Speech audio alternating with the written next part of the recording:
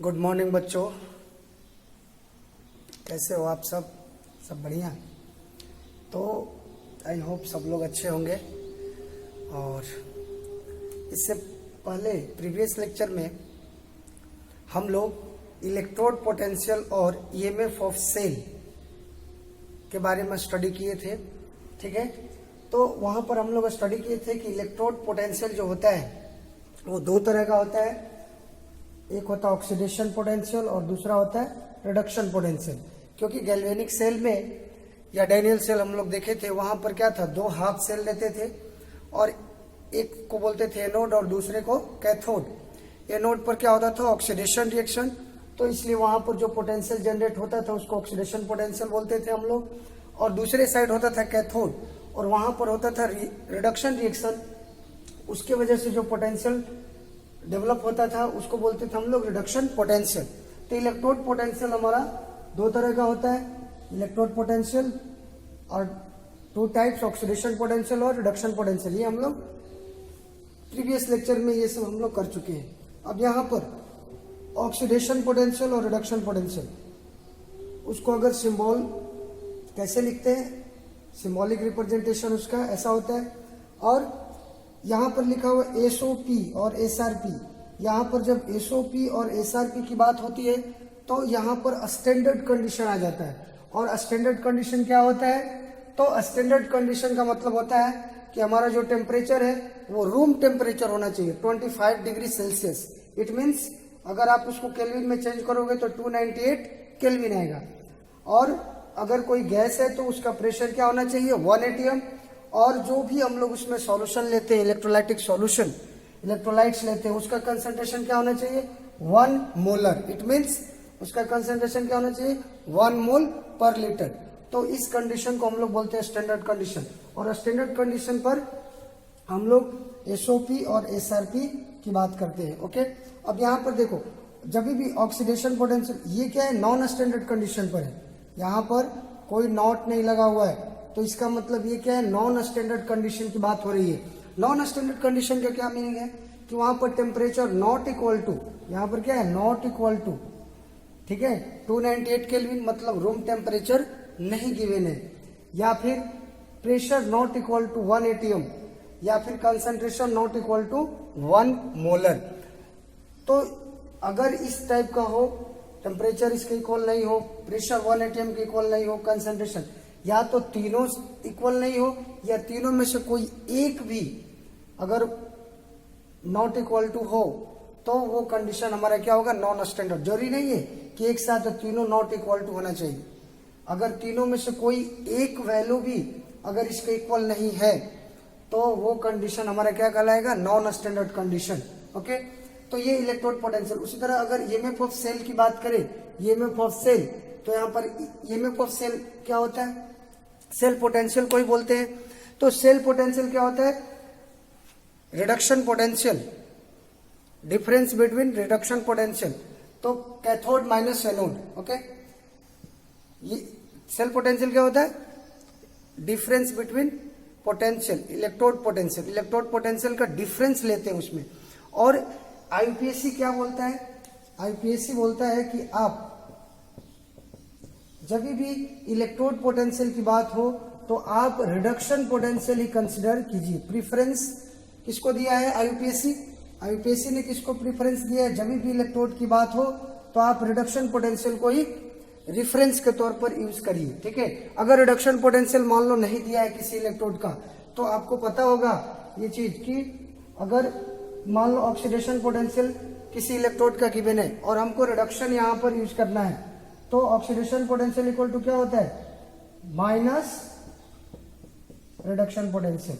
सिर्फ oxidation potential और reduction potential, किसी भी मेटल के लिए रिडक्शन पोटेंशियल और ऑक्सीडेशन पोटेंशियल का वैल्यू सेम होता है, बट साइन डिफरेंट होता है, ठीक है। साइन क्या होता है, साइन चेंज कर दीजिए, वैल्यू सेम रहेगा, चाहे ऑक्सीडेशन पोटेंशियल हो या रिडक्शन। लेकिन चूंकि आईपीएससी बोलता है कि आप इलेक्ट्रोड पोटेंशियल मतलब रिडक्शन पोटेंशियल को ही आप कंसिडर करिए, तो इसलिए अगर ऑक्सीडेशन पोटेंशियल गिवन है तो आप उसको रिडक्शन पोटेंशियल में कन्वर्ट कर सकते हैं। कैसे, सिर्फ माइनस साइन लगा दीजिए, ओके। जैसे हम लोग अगर जिंक की बात करें तो जिंक का क्या होता है ऑक्सीडेशन पोटेंशियल। जिंक के लिए ऑक्सीडेशन पोटेंशियल होता है हमारा 0.76 वोल्ट प्लस में आता है। ओके, अगर जिंक के लिए अगर हम रिडक्शन पोटेंशियल अगर कोई पूछे तो क्या करेंगे, वैल्यू सेम रहेगा, बस साइन यहाँ पर क्या होगा चेंज। क्यों? क्योंकि ऑक्सीडेशन और रिडक्शन प्रोसेस क्या है, एक दूसरे का रिवर्स प्रोसेस होता है, तो सिर्फ साइन चेंज होता है बट वैल्यू दोनों ही पोटेंशियल के लिए सेम होता है। तो आप इसका यूज कर सकते हो। अगर एसओपी अगर गिवन है तो उसको माइनस एसआरपी आप कर सकते हो। तो ये तो सिंपल चीज है, ठीक है, तो ये आप ध्यान रखना। लेकिन जनरली आप रिडक्शन पोटेंशियल यूज करना। देखो यहाँ पर तो ईएमएफ ऑफ सेल की अगर बात करते हैं, सेल पोटेंशियल इक्वल टू क्या होता है ई कैथोड माइनस ई एनोड, ठीक है, और यहाँ पर ई कैथोड माइनस ई एनोड, तो लेना क्या है रिडक्शन पोटेंशियल ही लेना, तभी यहाँ पर ई कैथोड माइनस ई एनोड होगा। अगर आप यहाँ पर रिडक्शन पोटेंशियल नहीं लेंगे तो फिर यहाँ पर ई कैथोड माइनस ई एनोड नहीं होगा, ठीक है। अगर आप मान लो दोनों जगह पर आप ऑक्सीडेशन पोटेंशियल ले लिए, ऑक्सीडेशन पोटेंशियल लेंगे तो ये जो ई एनोड यहाँ आ जाएगा और ई कैथोड उधर चला जाएगा, अगर आप दोनों ऑक्सीडेशन पोटेंशियल लेते हैं तो। ओके, लेकिन आईपीसी की बात मानना है और हमेशा रिडक्शन पोटेंशियल ही यूज करना है। अगर ऑक्सीडेशन पोटेंशियल क्वेश्चन में दिया रहेगा, ऑक्सीडेशन पोटेंशियल अगर गिवन है तो आप उसको रिडक्शन में कन्वर्ट कर लीजिए, उसके बाद वैल्यू यहाँ पर रख करके ई सेल निकालिए। या ई राइट माइनस सी लेफ्ट, ई राइट माइनस सी लेफ्ट मतलब यहाँ पर क्या रिडक्शन पोटेंशियल ना, रिडक्शन पोटेंशियल ही है, नहीं भी दिया है तो आपको रिडक्शन पोटेंशियल ही समझना है। और राइट और लेफ्ट लिखा है तो गैल्वेनिक सेल में या फिर डायनियल सेल हम लोग देखे तो उसमें क्या था, राइट साइड में हमेशा क्या होता है कैथोड, इसीलिए ई राइट माइनस सी लेफ्ट भी ऐसे भी लिखा हो सकता है। अब यहाँ पर ई नॉट सेल, ये हमारा नॉन स्टैंडर्ड कंडीशन में सेल का पोटेंशियल, नॉन स्टैंडर्ड कंडीशन में। ओके, अगर स्टैंडर्ड कंडीशन है तो यहाँ पर नॉट का साइन आएगा, E naught cell equal to क्या हो गया E naught cathode minus E naught anode, और यहाँ पर रिडक्शन पोटेंशियल ही लेना है, इस बात का आप ध्यान रखिएगा, राइट माइनस लेफ्ट। अगर आप देखिए स्टैंडर्ड कंडीशन है तो स्टैंडर्ड कंडीशन पर अगर आपको ई नॉट सेल निकालना है तो रिडक्शन पोटेंशियल कैथोड का और रिडक्शन पोटेंशियल एनोड का आप क्या करो माइनस कर दो, तो हमारा क्या निकल जाएगा ई नॉट सेल। तो ये जो वैल्यू है स्टैंडर्ड पोटेंशियल का ई नॉट कैथोड और ई नॉट एनोड, ये जनरली क्वेश्चंस में आपको गिवन होते हैं, ठीक है, इसको निकालने के लिए कोई जरूरत नहीं होता है। और ये वैल्यू जनरली क्वेश्चंस में न्यूमेरिकल में आपको ये वैल्यू गिवन होते हैं, बस यहाँ पर वैल्यू पुट करिए रिडक्शन पोटेंशियल का, कैथोड और एनोड का, और ई नॉट सेल आप निकाल लीजिए। तो यहाँ पर एसओपी एसआरपी ये वैल्यू भी आप आसानी से निकाल सकते हैं, यह मेजर किया हुआ वैल्यू रहता है, ये सब निकालने के लिए क्वेश्चंस में नहीं बोला जाता है जनरली।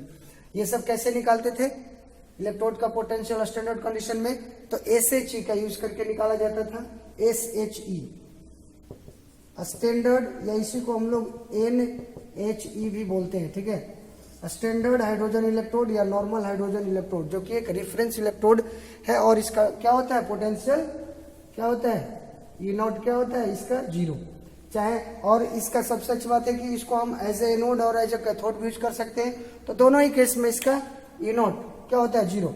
फिर आप इसको ऐड कर दिए, जिस भी इलेक्ट्रोड का पोटेंशियल निकालना है उस इलेक्ट्रोड के साथ एसएचई को ऐड करते थे हम लोग, और ऐड करने के बाद क्या करते थे सेल हमारा कंप्लीट हो जाता था, और फिर हम लोग क्या कर लेते थे इलेक्ट्रोड का पोटेंशियल का मेजरमेंट कर लेते थे। तो ये सब वैल्यू आपको मेजर्ड होता है, नोन होता है, और जब ये वैल्यू नोन होते हैं नोड कैथोड पर तो ई नॉट सेल निकालना आसान हो जाता है। बट ये जो नॉन स्टैंडर्ड कंडीशन है, नॉन स्टैंडर्ड कंडीशन पर जो इलेक्ट्रोड पोटेंशियल है हमारा ये वाला पार्ट इलेक्ट्रोड पोटेंशियल या फिर ई सेल, इसके लिए हमें एक इक्वेशन पढ़ना है जिसको बोलते हैं, उस इक्वेशन का यूज करके हम लोग नॉन स्टैंडर्ड कंडीशन पे इलेक्ट्रोड पोटेंशियल या फिर सेल पोटेंशियल निकालेंगे, उसको बोलते हैं नर्स्ट इक्वेशन। क्या बोलते हैं नर्स्ट इक्वेशन, नर्स्ट इक्वेशन। अभी हम लोग वही नर्स्ट इक्वेशन स्टडी करेंगे। तो नर्स्ट इक्वेशन क्या होता है, तो नर्स्ट इक्वेशन का यूज करके हम लोग नॉन स्टैंडर्ड कंडीशन में इलेक्ट्रोड का पोटेंशियल और सेल का पोटेंशियल मेजर करते हैं, और स्टैंडर्ड में तो ये वैल्यू नॉन होता है और आप इसको माइनस कर दो cathode minus anode, reduction potential of cathode minus reduction potential of anode, या right minus left. Right minus left इसलिए लिखा जाता है क्योंकि गैल्वेनिक सेल में राइट में हमेशा क्या होता है, कैथोड, और वहां पर रिडक्शन होता है। ओके, तो आप इसको, अब हम लोग नर्स इक्वेशन पढ़ेंगे। तो ये हम लोग जितनी बातें अभी बताए ये हम लोग प्रीवियस लेक्चर में कर चुके थे, ठीक है।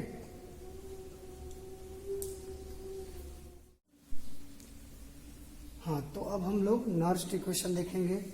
नर्स्ट इक्वेशन का यूज कब करते हैं, जब कंडीशन नॉन स्टैंडर्ड हो और वहां पर इलेक्ट्रोड पोटेंशियल या फिर सेल पोटेंशियल हमें कैलकुलेट करना हो। ओके, तो यहाँ पर E cell equal to A naught cell minus R T upon N F L N Q, यही है हमारा नर्स्ट इक्वेशन, ठीक है। यहाँ पर हमने नर्स्ट इक्वेशन लिखा है सेल के लिए, ठीक है। आप इलेक्ट्रोड के लिए भी लिख सकते हैं।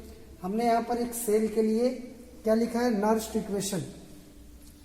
अब यहाँ पर ये देखिए एल एन, एल एन का क्या मतलब होता है, एल एन बोला जाता है नेचुरल लॉग को। एल एन किसको बोलते हैं, एल एन मीन्स होता है नेचुरल लॉगरिथम, ठीक है। नेचुरल लॉग मतलब यहां पर इसका बेस क्या होगा, ई, ठीक है।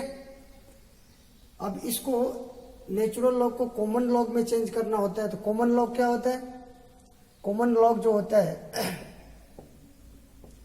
कॉमन लॉग में क्या होता है, बेस 10 लिया जाता है। तो एल एन को कॉमन लॉग में चेंज करने के लिए क्या करते हैं, तो हम लोग अगर एल एन गिवन है तो उसको अगर कॉमन लॉग में चेंज करना है तो 2.303 लॉग बेस 10 हो जाएगा यहाँ पर, और ये तो ई होता ही है। ओके, तो अगर हमको नेचुरल लॉग को चेंज करना हो कॉमन लॉग में तो आप इसको 2.303 से मल्टीप्लाई कर देंगे, तो यहाँ पर जो आएगा लॉग, यहाँ पर कुछ नहीं लिखा है, लॉग लिखा है, मतलब उसका बेस क्या है, 10। अगर एल एन लिखा हुआ इसका मतलब नेचुरल लॉग, उसका बेस क्या है, ई। तो हमने नेचुरल लॉग को कॉमन लॉग में क्या कर लिया, चेंज कर लिया, इस फैक्टर से मल्टीप्लाई करके 2.303।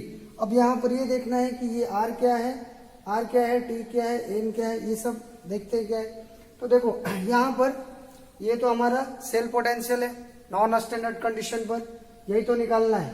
सेल पोटेंशियल नॉट नहीं लगा है, तो सेल पोटेंशियल है नॉन स्टैंडर्ड कंडीशन। और आप अगर इलेक्ट्रोड की बात करेंगे तो यहाँ पर इलेक्ट्रोड पोटेंशियल आएगा।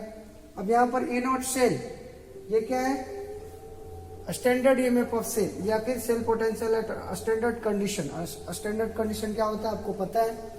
आर, आर क्या है, आर है हमारा गैसियस कांस्टेंट और इसका वैल्यू 8.314 जूल पर मोल केल्विन लेना है। यहाँ पर 0.0821 जो गैसियस स्टेट जब हम लोग पढ़ते थे उस समय पीवी इक्वल टू एनआरटी में जो आर का वैल्यू लेते थे वो गैस के लिए लेते थे। यहाँ पर एनर्जी की बात होगी तो एनर्जी के केस में आर का वैल्यू कितना लिया जाता है, 8.314 जूल पर मोल kelvin. Temperature, temperature absolute temperature लिया जाता है, क्या लिया जाता है, एब्सोल्यूट टेम्परेचर। एब्सोल्यूट टेम्परेचर किसको बोलते हैं, तो temperature in kelvin scale, temperature को केल्विन स्केल में लीजिए उसी को बोलते हैं एब्सोल्यूट टेम्परेचर, ठीक है। अगर कहीं पर एब्सोल्यूट टेम्परेचर बोल रहा है मतलब टेम्परेचर को किस स्केल में लेना है, केल्विन में। एन क्या है इसमें, एन, एन है हमारा total number of electron transfer या फिर एक्सचेंज। जब सेल रिएक्शन होगा तो उस दौरान टोटल नंबर ऑफ इलेक्ट्रॉन्स कितने एक्सचेंज हो रहे हैं, ट्रांसफर हो रहे हैं, उसी को हम लोग यहाँ पर वही एन का वैल्यू होगा।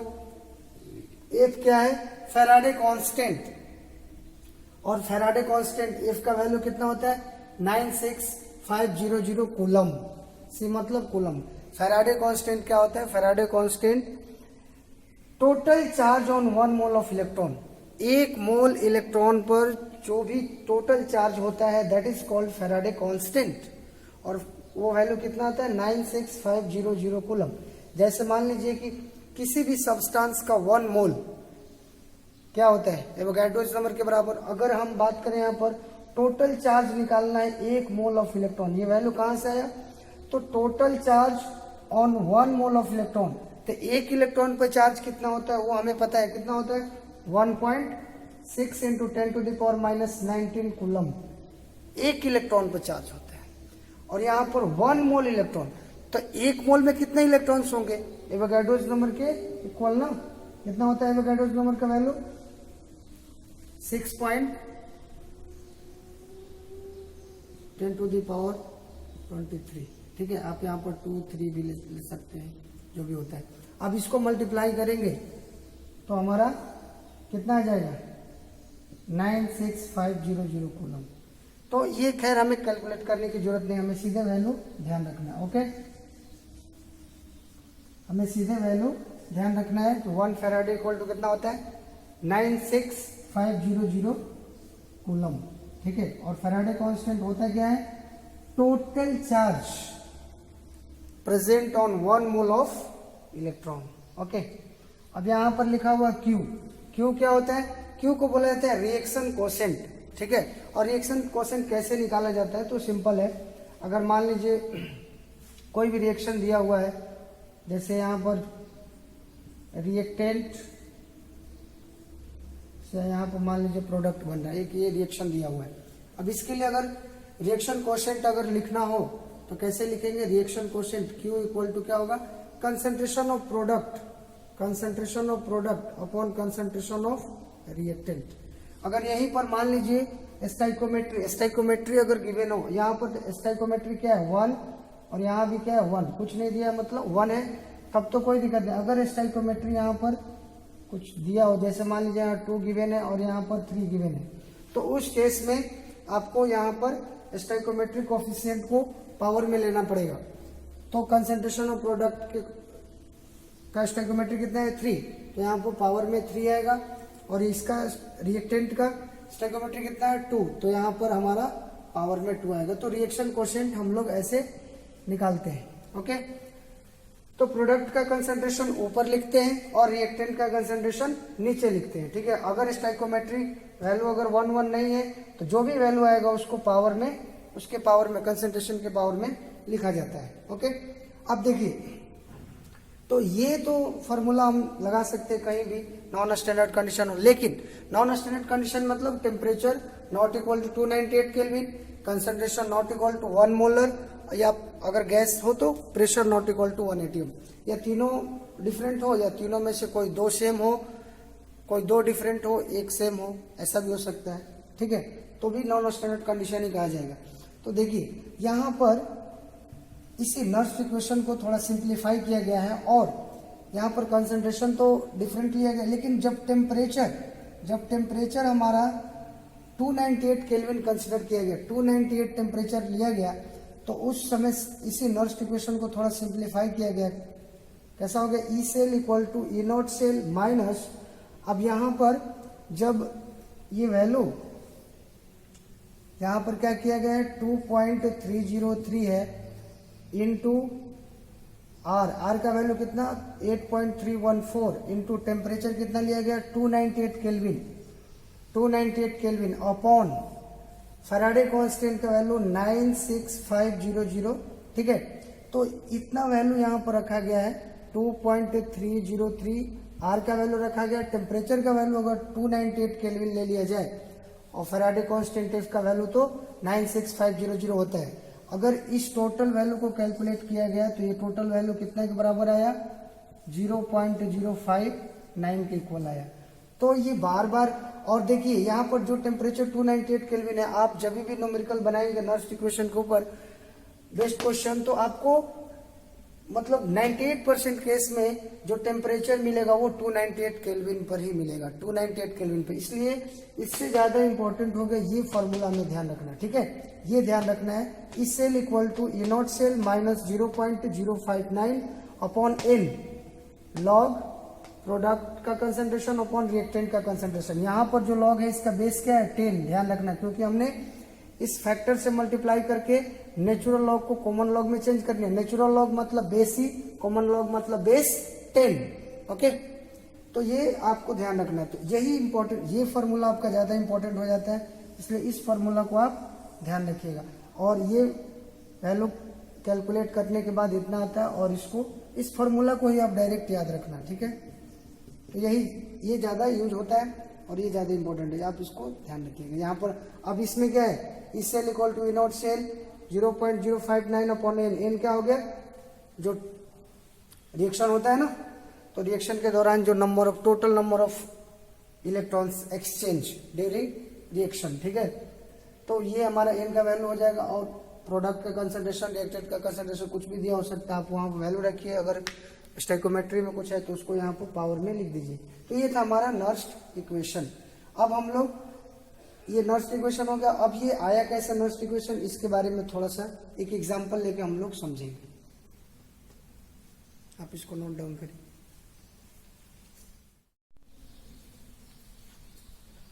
हाँ, यहाँ पर हम लोग एक जनरल सेल कंसिडर कर लेते हैं, ठीक है। जनरल सेल कंसिडर करते हैं और उसके अंदर हम लोग जो भी इलेक्ट्रोड पोटेंशियल है उसके लिए नर्स्ट इक्वेशन लिखेंगे, और फिर उस सेल के लिए भी हम लोग नर्स्ट इक्वेशन लिखेंगे।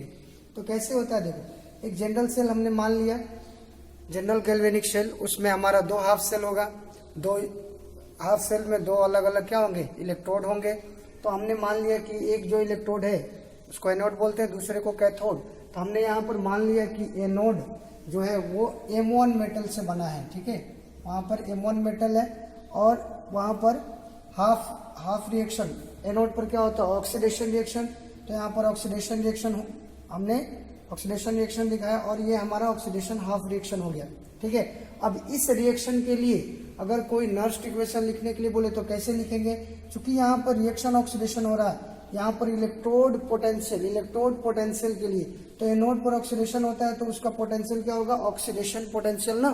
तो ऑक्सीडेशन पोटेंशियल है, तो यहाँ पर E ऑक्सीडेशन पोटेंशियल, ठीक है। यहाँ पर OXI लिखे, मतलब यहाँ पर ऑक्सीडेशन पोटेंशियल, ठीक है। यहाँ पर सेल पोटेंशियल नहीं, यहाँ पर इलेक्ट्रोड पोटेंशियल, और इलेक्ट्रोड में भी कौन सा, ऑक्सीडेशन, जहां पर जिस इलेक्ट्रोड पर ऑक्सीडेशन हो रहा है उसका ले रहे हैं। तो यहाँ पर हम लोग ऑक्सीडेशन, E ऑक्सीडेशन दिखा रहे हैं, ठीक है। ये हमारा इलेक्ट्रोड पोटेंशियल है, और कौन सा इलेक्ट्रोड है, एनोड, वहां पर क्या हो रहा है, ऑक्सीडेशन, इसलिए यहाँ पर OXI ऑक्सीडेशन लिखा हो, ठीक है, इलेक्ट्रोड पोटेंशियल।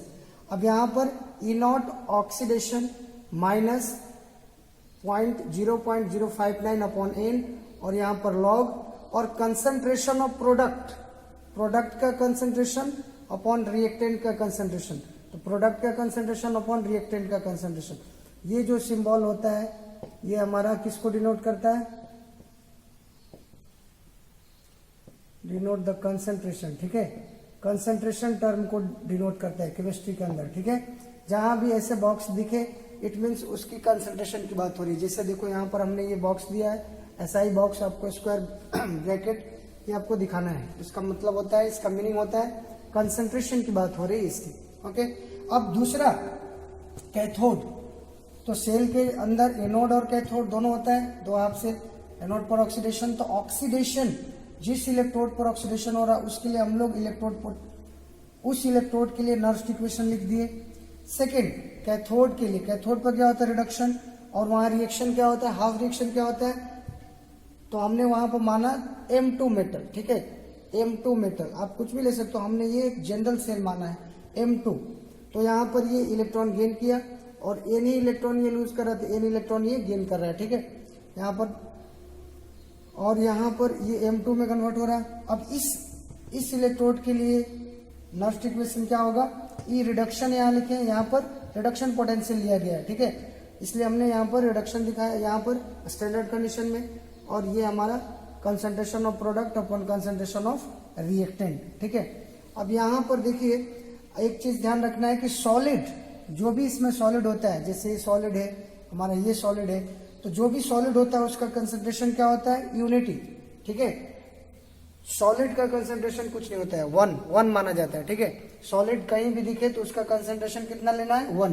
तो यहाँ पर M1 और M2, M1 इसमें M1 है जो सॉलिड है, इसमें M2 क्या है, सॉलिड है, तो दोनों का कंसंट्रेशन कितना हम लोग कंसिडर करेंगे, 1। अब देखिए इसको हमने 1 मान लिया इक्वेशन, इसको इक्वेशन 2 मान लिया।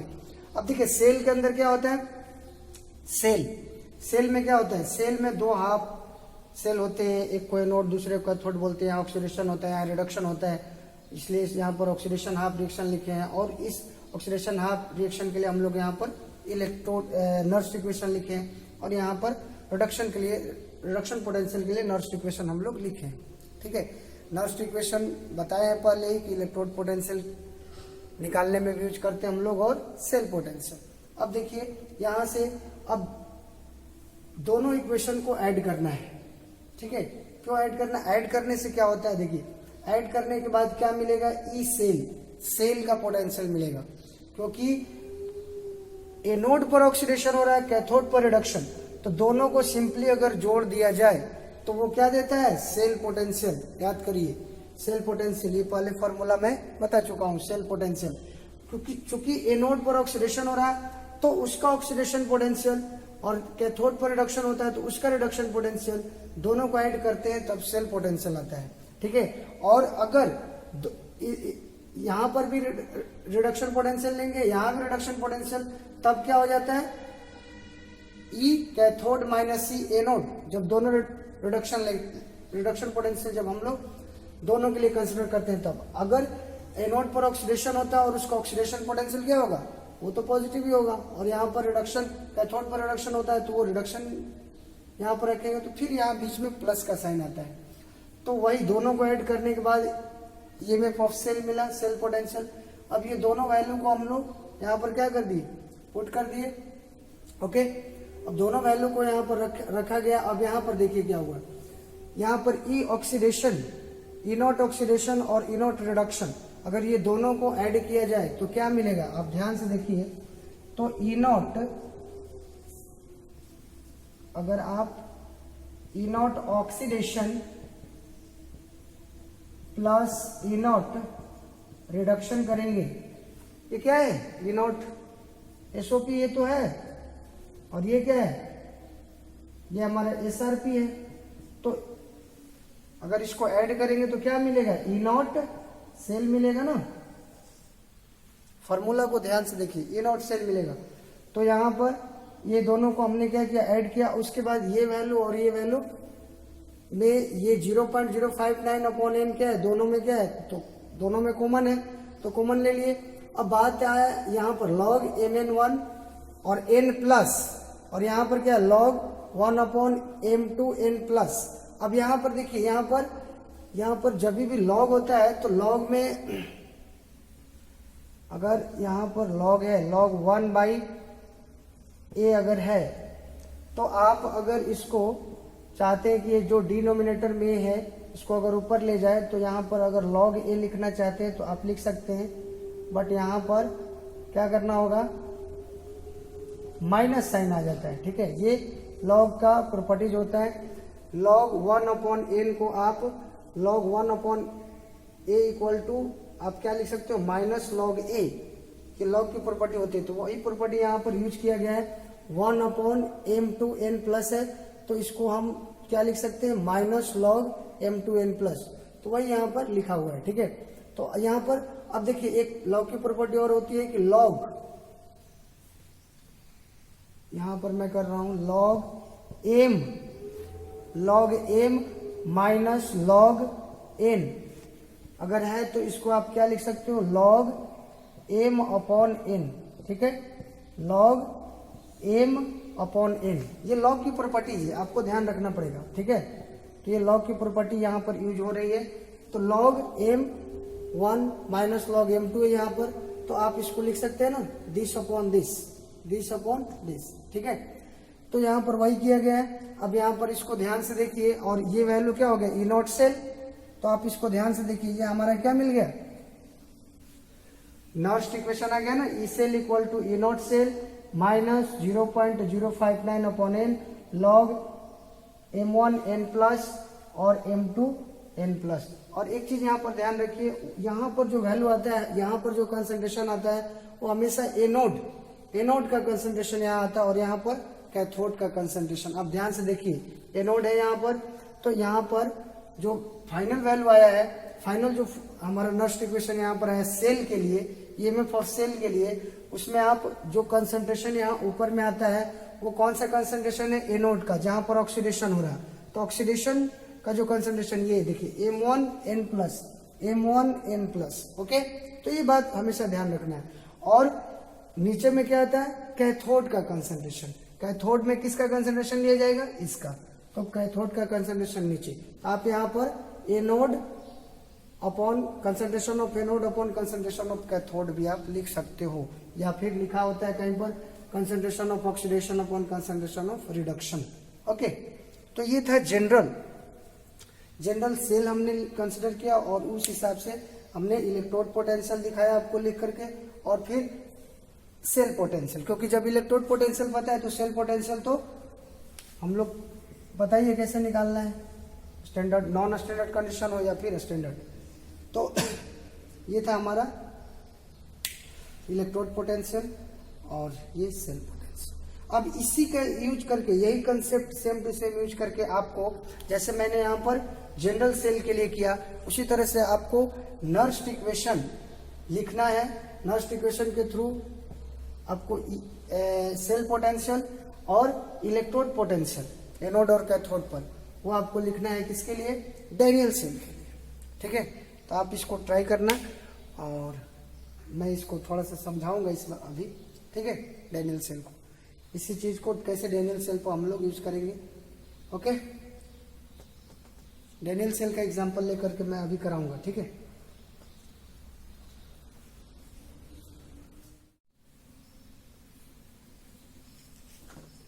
अब हम लोग डैनियल सेल के लिए नर्स्ट इक्वेशन का यूज करके इलेक्ट्रोड पोटेंशियल और सेल पोटेंशियल लिखते हैं। जैसे देखो, डैनियल सेल है, डैनियल सेल में क्या होता है, जिंक से एनोड बना होता है, और कॉपर से क्या बना होता है, कैथोड। ठीक है, तो यहाँ पर अगर डैनियल सेल के लिए नर्स्ट इक्वेशन यूज करेंगे, और कंसंट्रेशन यहाँ पर क्या हो, मतलब ये नर्स्ट इक्वेशन कब यूज करते हैं, जब कंडीशन हमारा क्या हो, नॉन स्टैंडर्ड। स्टैंडर्ड कंडीशन है तो फिर तो सिंपल ये नॉट सेल निकालते हैं। वो कैसे निकालते हैं, तो कैथोड इनोट कैथोड माइनस इनोट एनोट। ठीक है, तो वो तो सिंपल हो जाता है। अब यहाँ पर डैनियल सेल के लिए अगर लिखना हो तो देखिए, एनोड पर क्या होता है, ऑक्सीडेशन रिएक्शन, तो एनोड पर ऑक्सीडेशन रिएक्शन, हमने यहाँ पर ऑक्सीडेशन हाफ रिएक्शन लिख दिया। अब इसके लिए इलेक्ट्रोड पोटेंशियल, तो देखिए इलेक्ट्रोड पोटेंशियल, चूंकि ऑक्सीडेशन होता है तो इसके लिए ऑक्सीडेशन पोटेंशियल हम लोग लिखेंगे। जरूरी नहीं है कि एनोड हो रहा तो ऑक्सीडेशन पोटेंशियल ही लिखेंगे, रिडक्शन पोटेंशियल भी हम लोग यहाँ पर लिख सकते हैं, कोई दिक्कत नहीं है। ठीक है, क्योंकि लेकिन हम यहाँ पर जो जनरल केस हम लोग कंसिडर किए थे जनरल सेल, वहां भी हम एनोड पर ऑक्सीडेशन पोटेंशियल के लिए इक्वेशन लिखे थे, नर्स्ट इक्वेशन, और कैथोड पर रिडक्शन के लिए लिखे थे, इसलिए दोनों को हमने ऐड किया था। ऐसा भी आप कर सकते हो कि एनोड पर भी आप क्या कर लो, एनोड पर भी आप यहाँ पर रिडक्शन पोटेंशियल निकाल लो, और कैथोड पर भी रिडक्शन पोटेंशियल। तो उस केस में यहाँ पर क्या करेंगे, कैथोड माइनस एनोड, यहाँ पर क्या करेंगे, जो ऐड नहीं करके हम लोग क्या करेंगे, 2 में से 1 को माइनस करेंगे, तो फिर हमारा यही फॉर्मूला आएगा। ठीक है, तो आप अगर दोनों जगह रिडक्शन कंसिडर कर लो तो यहाँ पर 2 - 1 करोगे तो भी यही फॉर्मूला आएगा। या फिर आप यहाँ पर एनोड पर ऑक्सीडेशन ही होता है तो आप ऑक्सीडेशन पोटेंशियल यहाँ पर निकाल लो। अब देखो यहाँ पर ये इसके जगह पर आप ये सिंबल भी आपको लिखा हुआ मिल सकता है। ये क्या हो रहा है, ऑक्सीडेशन ही तो हो रहा है। यहाँ पर देखो 0 से +2 में चार्ज, जब भी यहाँ पर कैसे चेक करते हो ऑक्सीडेशन पोटेंशियल है या रिडक्शन है, तो यहाँ पर देखिए चार्ज यहाँ से क्या हो रहा है, यहाँ से ज्यादा चार्ज इधर है ना, तो इधर में चार्ज लोअर होगा, इधर में चार्ज हाइयर, मतलब ऐसा अगर हो रहा है तो वो ऑक्सीडेशन पोटेंशियल बता रहा है, वहां पर ऑक्सीडेशन हो रहा है। ठीक है, तो आप ऐसे लिख सकते हैं। ठीक है, अब यहाँ पर देखिए, अब यहाँ पर concentration of product upon concentration of reactant आप लिखते, तो हमने यहाँ पर नहीं लिखा। क्यों, क्योंकि क्या होता है, सॉलिड के लिए कंसंट्रेशन क्या होता है, 1, तो फिर नीचे में 1 लिखने का कोई मतलब नहीं है, इसलिए आप डायरेक्ट हमने यहाँ पर लिखा है। अब यहाँ पर देखिए कैथोड के लिए, कैथोड पर क्या होता है, रिडक्शन, तो इसके लिए रिडक्शन इलेक्ट्रोड पोटेंशियल होगा, और रिडक्शन में क्या होता है, चार्ज इस साइड ज्यादा होता है और इस साइड कम। देखिए यहाँ +2 से किस में जा रहा है, 0 में, मतलब रिडक्शन। ठीक है, तो यहाँ पर हमने इसके लिए रिडक्शन पोटेंशियल लिखा, और यहाँ पर concentration of product upon concentration of reactant, तो प्रोडक्ट का 1 होता है तो हमने डायरेक्ट यहाँ पर 1 लिख लिया है। अब यहाँ पर 1 और 2 को ऐड किया है, 1 और 2 को ऐड किया है। जब एनोड पर ऑक्सीडेशन होता है और ऑक्सीडेशन इलेक्ट्रोड पोटेंशियल के लिए आप नर्स्ट इक्वेशन लिखे हो, इसके लिए रिडक्शन पोटेंशियल रिडक्शन के लिए इलेक्ट्रोड पोटेंशियल लिखो तब दोनों को ऐड करना तो सेल पोटेंशियल मिल जाएगा। ठीक है, अगर मान लीजिए एनोड के लिए भी आप रिडक्शन पोटेंशियल लिख लिए तो उसमें क्या करेंगे, यहाँ पर कुछ नहीं करेंगे, यहाँ Zn2+ रहेगा, यहाँ Zn रहेगा। ठीक है, यहाँ 2+ और यहाँ पर Zn, बाकी सब कुछ सेम रहेगा। अब यहाँ पर थोड़ा सा चेंज जाएगा। अब यहाँ देखिए, आप ऑक्सीडेशन से समझिए। अब यहाँ पर जब दोनों को ऐड किया गया दिस प्लस दिस, तो ये क्या हो गया, electrode potential oxidation, oxidation potential, ये ऑक्सीडेशन पोटेंशियल अब प्लस रिडक्शन पोटेंशियल क्या देता है, ई सेल। ठीक है, सेल पोटेंशियल देता है। और ये वही तो है ना, ई नॉट ऑक्सीडेशन पोटेंशियल SOP, और ये क्या है, ई नॉट SRP, यही तो है। तो ये दोनों को जब हम लोग ऐड करते थे तो क्या मिलता था, ई नॉट सेल, सेल पोटेंशियल। तो वही चीज लिखा हुआ है। ठीक है, इसको आप ध्यान रखना। ओके, अब यहां पर फिर वही चीज किया गया है, ये दोनों में कॉमन है तो इसको यहाँ पर हमने बाहर निकाल लिया और फिर वही लॉग का यहाँ पर प्रॉपर्टीज यूज किया। तो हमारा फाइनल देखिए यहाँ पर एनोड पर जो रिएक्शन होता है ऑक्सीडेशन ऊपर आता है, कंसंट्रेशन ऑफ ऑक्सीडेशन ऊपर और यहाँ पर नीचे। एक बात ध्यान रखना, ये तो हमारा आइडियल डैनियल सेल के लिए हम लोग सेल पोटेंशियल का इक्वेशन लिखे और यहाँ पर इलेक्ट्रोड का तो आपको दिख ही रहा है। अब यहाँ पर एक चीज ध्यान रखना है कि यहाँ जो आ रहा है वैल्यू, यहाँ पर ऑक्सीडेशन ही आ रहा है। ठीक है, ऑक्सीडेशन का कंसंट्रेशन मतलब एनोड का और यहाँ पर कैथोड का कंसंट्रेशन। ठीक है, अब इसको अब मैं एक सेल इक्वेशन दे रहा हूँ, सेल रिएक्शन दे रहा हूँ, उसके लिए आपको इलेक्ट्रोड पोटेंशियल और सेल पोटेंशियल आपको लिखना है, खुद से ट्राई करना है। तब तक आप इसको नोट करिए।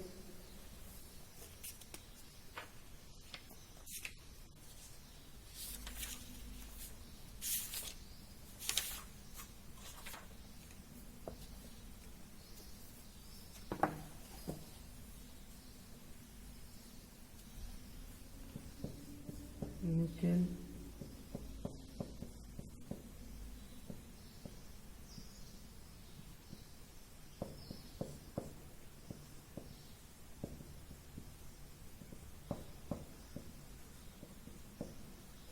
ये हमारा सेल रिएक्शन है।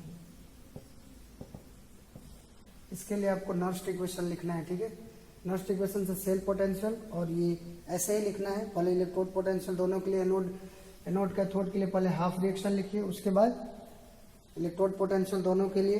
आप यहाँ पर जरूरी नहीं है कि ऑक्सीडेशन ही लेंगे और यहाँ पर रिडक्शन पोटेंशियल ही लेंगे, आप चाहो तो दोनों ही केस में रिडक्शन पोटेंशियल भी आप ले सकते हो। बस यहाँ पर उस समय क्या करना होगा, यहाँ पर अगर आप दोनों रिडक्शन पोटेंशियल लेते हैं तो फिर ऐड नहीं करना होगा, वहाँ पर ई सेल जो होगा ये दोनों का एडिशन नहीं होगा, वहाँ पर ई कैथोड माइनस ई एनोड, अगर दोनों रिडक्शन पोटेंशियल लेंगे तो जो फॉर्मूला है हमारा। ठीक है, ऐसे आपको करना पड़ेगा। तो ये आप ट्राई करना। ठीक है।